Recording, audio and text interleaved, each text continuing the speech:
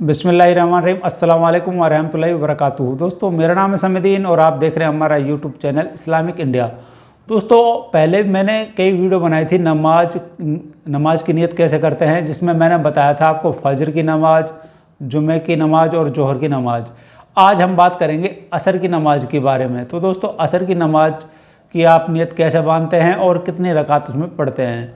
तो दोस्तों, सबसे पहले जब भी हम असर की नमाज़ पढ़ेंगे तो 4 रकात सुन्नत पढ़ेंगे।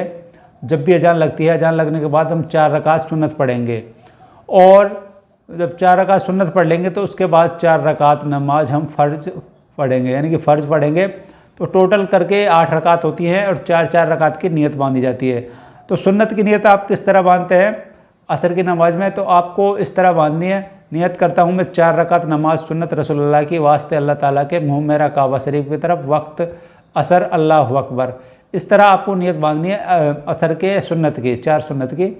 और अगर आप फ़र्ज की बांधते हैं तो फ़र्ज की नियत आप इस तरह बांधेंगे। नियत करता हूँ मैं 4 रकात नमाज फ़र्ज वास्ते अल्लाह ताला के मुँह मेरा काबा शरीफ की तरफ, वक्त असर अल्लाहु अकबर।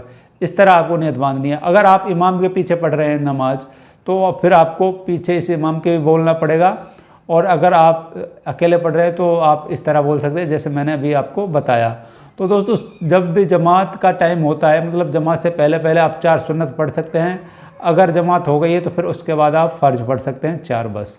तो ये असर की नमाज की नियत थी और ये 4 रकात थी। जिस तरह और नमाज़ें पढ़ते हैं हम, उसी तरह से ये नमाज हो जाती है। और सुन्नत में मैंने आपको पहले बताया है 2 रकात, मतलब 4 रकातों में मतलब हर अलहम्दु के बाद आपको एक एक आयत पढ़नी होती है कुरान की, और फ़र्ज में सिर्फ 2 रकात में पढ़नी होती है। उसके बाद 2 रकात के बाद सिर्फ आपको सूरह फातिहा पढ़नी होती है, मतलब उसके बाद कोई आयत नहीं पढ़नी होती, मतलब फ़र्ज में इस तरह वो होती है। तो इस तरह आपकी असर की नमाज आप पढ़ सकते हैं। अगर आपका कोई भी कन्फ्यूजन है या कोई भी सवाल है तो आप कमेंट करें, हम उसका जवाब देने की पूरी कोशिश करेंगे, और इसी तरह की वीडियो हम आपके लिए लाते रहते हैं। दोस्तों, मेरा वीडियो बनाने का यही मकसद है कि किसी भाई को नमाज नहीं आती हो या फिर कोई भी परेशानी हो तो उसकी वो परेशानी दूर हो जाए और उसको नमाज आ जाए। तो दोस्तों, मिलते हैं फिर किसी नई वीडियो में नए टॉपिक के साथ। तब तक के लिए खुदा हाफिज।